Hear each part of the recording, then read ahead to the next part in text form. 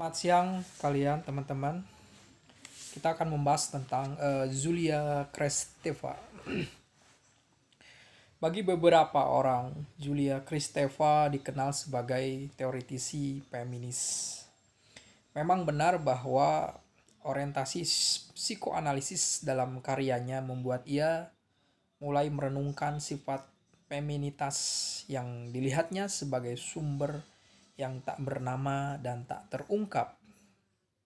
Ia selalu menaruh minat pada sifat bahasa dan segala manifestasinya. Sifat bahasa dan manifestasinya. Kristeva bahkan telah menunjukkan minatnya pada tahun 1990 dengan menerbitkan sebuah roman Achille yang berjudul Les Samouraïs. Kata karya Kristeva ini mengingatkan kita pada karya de Beauvoir atau Simone de Beauvoir, Mandarins, dan tampaknya juga merupakan suatu pembongkaran pada kehidupan dan cinta kaum avant-garde intelektual di Paris. Di sini yang menjadi pusat perhatian adalah generasi Kristeva sendiri yang datang sesudah Sartre. Julia Kristeva lahir pada tahun 1941 dan pada tahun 1965 ia berangkat ke Paris dari Bulgaria untuk menuntut ilmu. Ia segera masuk ke dalam kehidupan intelektual Paris, mengikuti seminar Roland Barthes dan terlibat dengan kehidupan para penulis dan intelektual yang berkisar dan berpusat di sekitar jurnal sastra Tel Quoll yang dipimpin oleh Philip Sawyer. Pada akhir 1960, Tel Quoll segera menjadi kekuatan utama dalam karya tulis maupun dalam politik dan memberikan pengaruh cukup besar pada Kristeva. Ciri yang menonjol pada karya Kristeva adalah keinginannya untuk melakukan analisis pada yang tidak bisa dianalisis, yang tidak bisa diungkapkan, yang heterogen. Hal ini yang bersifat radikal pada kehidupan individu dan kultural. Meskipun ini bisa membuka jalan kepada mistisisme, Kristeva menunjukkan minat yang sama kepada penerapan simbolik terhadap lingkup yang tak teranalisis ini. Secara khusus karya-karyanya yang lebih kemudian jelas menegaskan bahwa adalah bodoh jika hal-hal yang lain ditinggalkan sepenuhnya. Kristeva mulai dikenal pada akhir tahun 1960-an sebagai seorang penerjemah karya formalis Rusia Mikhail Bakhtin. Dalam kaitan ini, ia menonjolkan teori Bakhtin tentang teori dialogis yang juga pengertiannya tentang karnaval.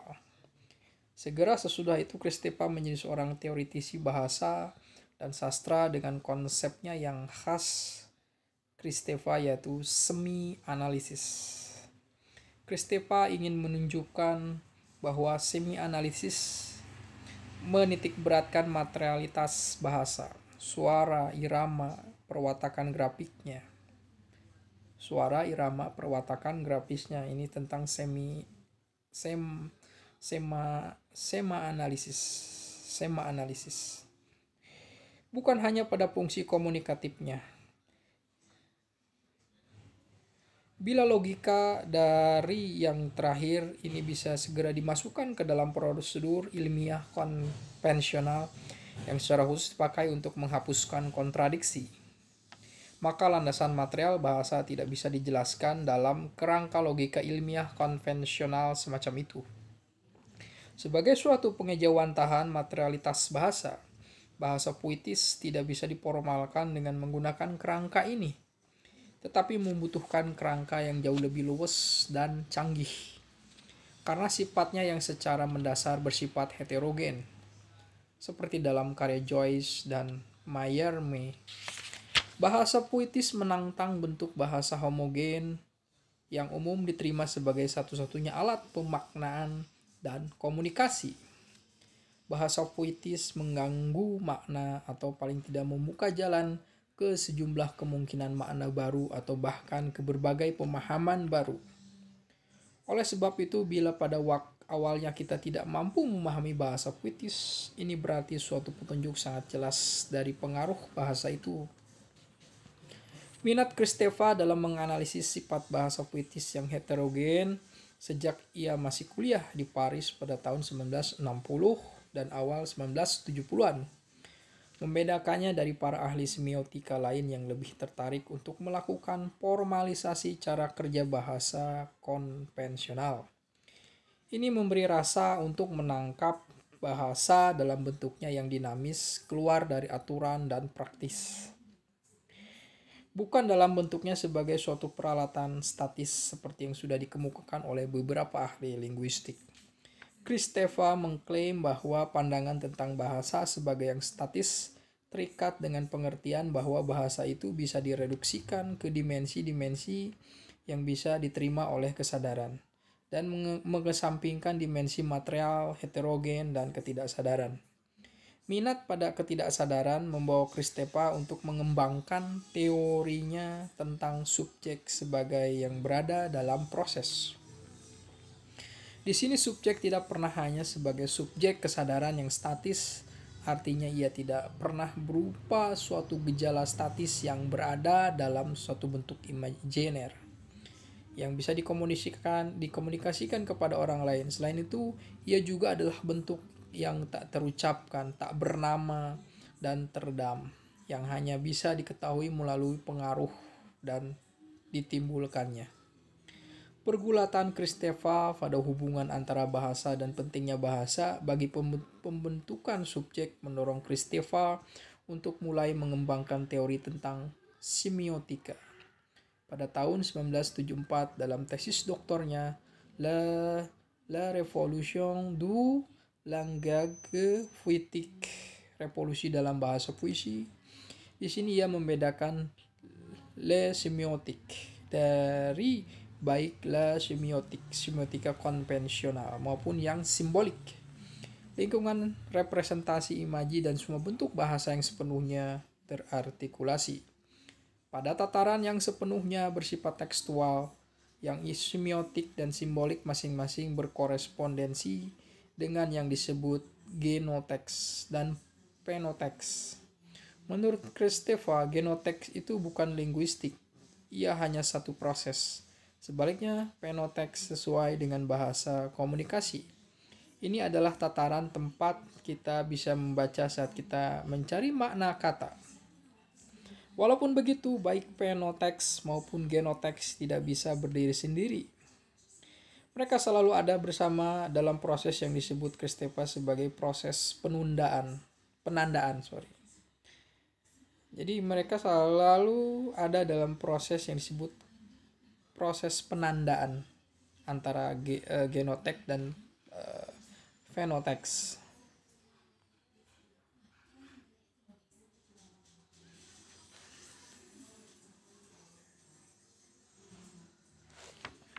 Dalam karya besarnya La Révolution du langage poétique, Kristeva tidak hanya menunjukkan bagaimana landasan semiotika bahasa, suara dan irama, dan berbagai landasan pengucapannya dipelajari oleh para penulis avant-garde abad ke-19 seperti Mallarmé dan Lautréamont, tetapi ia juga menunjukkan bagaimana bahasa puisi memberikan pengaruhnya dalam masa pembentukan sejarah dan ekonomi tertentu, yaitu masa Prancis Republik Ketiga. Dalam karya ini, Kristeva juga terus mengembangkan teorinya tentang subjek sebagai subjek yang berada dalam proses. Akan tetapi sekarang secara eksplisit ia memakai teori psikoanalisis Lacanian. Maka semiotika menjadi disamakan dengan cora feminim yang kiranya menyatakan kedudukan ibu yang tidak bisa direpresentasikan. Ini adalah sejenis asal-usul tetapi bukan yang bisa diberi nama, karena akan menempatkan pada lingkungan simbiolik dan memberi kita suatu pengertian palsu. Seperti pada yang feminim, secara umum kora berada pada sisi dimensi material dan puitis dari bahasa. Bila perwatakan semiotik suatu bahasa bisa dilihat dalam karya penyair seperti Mallarmé, perlu disadari bahwa yang ditampilkan secara eksplisit oleh seniman ini juga muncul saat seorang anak belajar bahasa. Oleh sebab itu, dalam tangisan, nyanyian, dan gerak tubuh dalam irama sajak dan permainan kata atau dalam tawa, sang anak menampilkan bahasa dasar yang akan dipakai oleh penyair avant-garde ini.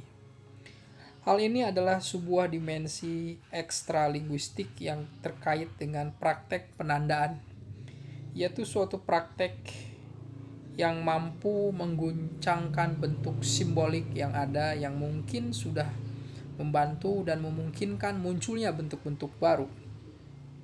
Kristeva sudah banyak menulis esai tentang masalah-masalah tersebut di atas yang sering cukup rumit dan mendalam. Pada tahun 1977 diterbitkan dalam suatu kumpulan berjudul Polylogue. Akan tetapi pada tahun 1980 arah karya Kristeva mulai berubah. Di sini upaya mendalam untuk mengembangkan teori umum tentang subjek dan bahasa tidak dipakai lagi, dan sebagai gantinya berkembang minat untuk melakukan analisis pada pengalaman pribadi dan khas, baik itu pengalaman pribadinya maupun pengalaman orang lain. Pengalaman yang ada pada saat yang sama bisa memberikan pemahaman lebih mendalam pada kehidupan sosial dan kultural. Oleh karena itu, dalam Power of Horror and Essay on Abjection, Kristeva menunjukkan bagaimana kehinaan yang bersifat mendua dan berada di luar lingkup kesadaran individu dan masyarakat muncul dalam muntahan seorang individu karena ia tidak suka makanan tertentu atau dalam ritual sosial tentang polusi atau dalam karya seni yang berusaha meredam atau mengungkapkan kehinaan sebagai kengerian atau kemenduaan. Setelah itu, Kristeva menerbitkan beberapa telaah tentang cinta, Tales of Love, Melancholy, dan Depresi, Block Sun, dan tentang riwayat dan pengalaman seorang asing, Stranger to Ourselves. Berlawanan dengan karyanya yang terdahulu, sekarang yang mendominasi adalah pentingnya seorang subjek individu untuk memasuki predominasi yang simbolik.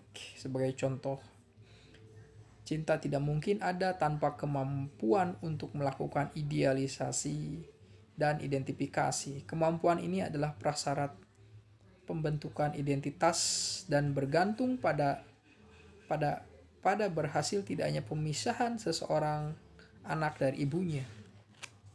Berhasil tidaknya pencapaian otonomi individu.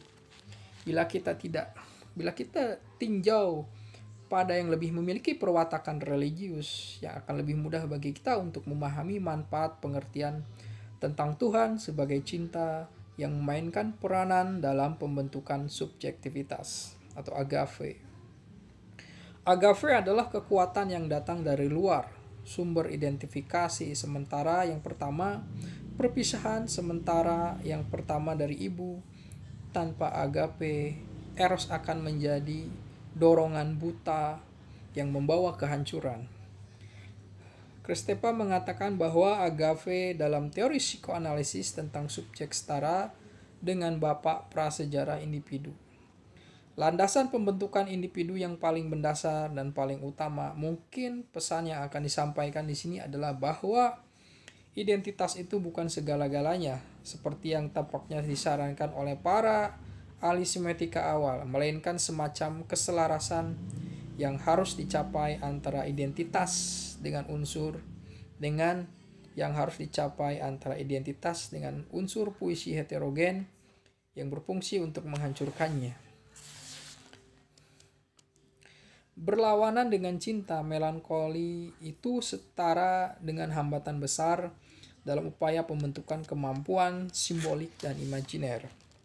Biasanya orang yang sangat dijangkiti melankoli tidak mampu mencintai karena tidak mampu membangun idealisasi yang diperlukan.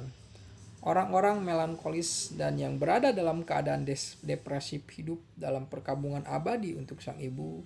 Seperti dikatakan Kristepa, bagi orang yang menjalani depresi, pembicaraan itu seperti kulit yang asing. Orang melankolis adalah orang asing dalam bahasa ibu mereka. Dalam dasawarsa terakhir ini, karya-karya Kristepa bisa dilihat sebagai sekumpulan pendalaman pada teori tentang subjek. Di sini tidak ada pendalaman yang bersifat final karena Kristepa memberikan subjek yang tidak pernah sepenuhnya bisa dianalisis, tapi yang selalu tidak selesai.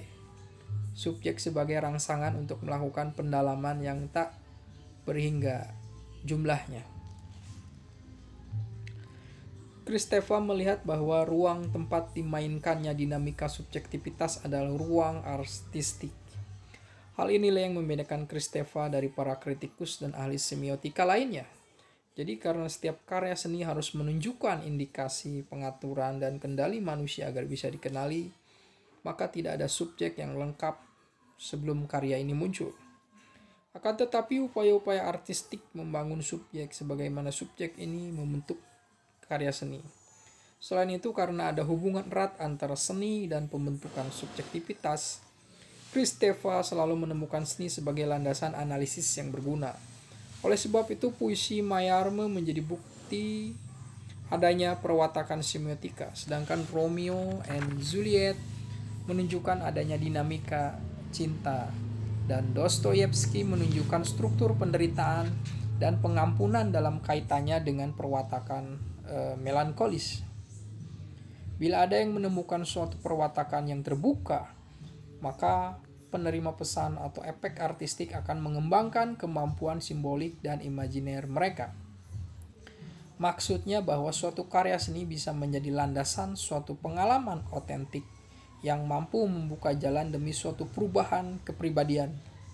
Karya Kristepa ini mengangkat masalah yang sekarang ada, yaitu bahwa kehidupan sosial itu semakin tertutup terhadap kualitas karya-karya seni yang tidak mengikuti prakonsepsi atau stereotip yang sudah ada sebelumnya. Atau bisa juga orang-orang hanya dipuaskan atau dipengaruhi permainan imaji atau tindakan oleh objek, tanpa ada kemungkinan untuk mengembangkan kemampuan-kemampuan simbolik baru yang memberi kesempatan pada objek ini untuk menjadi unsur baru dalam kehidupan sosial. Oleh sebab itu, tujuannya adalah membangkitkan suatu situasi di mana subjek adalah suatu sistem terbuka atau karya yang sedang berjalan. Suatu hal yang sedang menjadi terbuka ke yang lain pada saat yang sama bisa memunculkan bentuk identitas seorang yang lebih baik. Dalam hal ini, Kristepa menunjukkan bahwa ia masih menganut teori avant-garde tentang seni dan masyarakat. Ia penganut avant-garde karena ia menyerukan dibentuknya identitas baru, bukan penghancuran identitas. Sesuatu yang diyakini membawa konsekuensi sosial yang parah dalam bentuk kekerasan dan ketidakmampuan manusia untuk memisahkan diri mereka secara individu dan otonom dari lingkungan mereka. Akan tetapi, pada individu beresiko untuk sepenuhnya terserap di dalam lingkungannya. Perlu ditekankan bahwa masalah itu bukanlah kembali ke pandangan statis tentang diri pribadi sebagai yang mendahului hubungan sosial, melainkan suatu pandangan yang mengingatkan kita tentang perlunya dipastikan bahwa yang simbolik itu tidak dihancurkan saat ia mengalami transformasi. Itu tentang Julia Kristeva. Ini dia sangat menarik sekali. Heidegger juga mengajak kita untuk memahami bahasa puitis karena pembatasan bahasa, apalagi positivisme bahasa itu terlalu menyempitkan pengalaman manusia. Terima kasih.